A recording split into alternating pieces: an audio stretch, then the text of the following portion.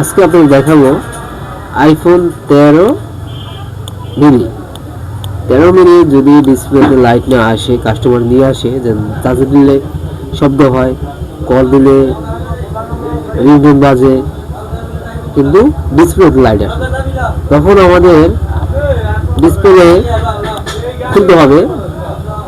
ডিসপ্লেটা খুব সুন্দরভাবে খুলতে হবে, যদি কোনো খোলার সময় যদি কোনো সমস্যা না হয়।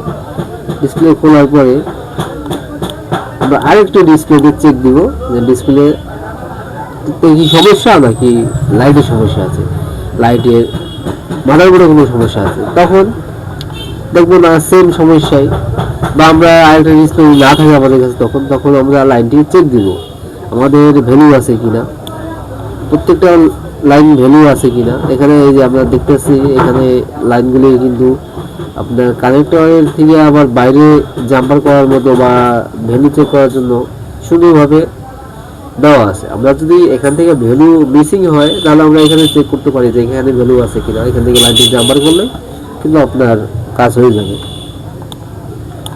তারপর এখানে আমরা দেখতেছি, এখানে এই লাইনগুলো দেওয়া আছে, পিন দেওয়া আছে, যদি আপনি ভ্যালু চেক করতে পারবেন খুব সহজে, এখানে দেওয়া আছে।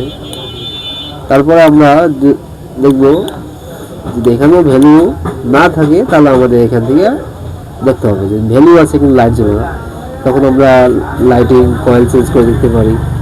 তারপর লাইটিং আইসি আছে, আমাদের পাওয়ারটা আসতেছে কিনা সেটাও চেক করতে হবে, আইসি থেকে পাওয়ার ঢুকতেছে কিনা, ভোল্টেজ আসতেছে কিনা, লাইটে জ্বলবে যে কিন্তু আমাদের ভোল্টেজটা আপ ডাউন করে কিনা। যদি আপ ডাউন করে তাহলে আমরা এখান থেকে চেক দিব। এই আইসি থেকে যদি সমস্যা হয় তাহলে কিন্তু আপনার লাইট জ্বলবে। তারপর এটা হচ্ছে আমরা এখান থেকে চেক দিব, প্রত্যেকটা কভারমেন্ট আমাদের চেক দিতে হবে।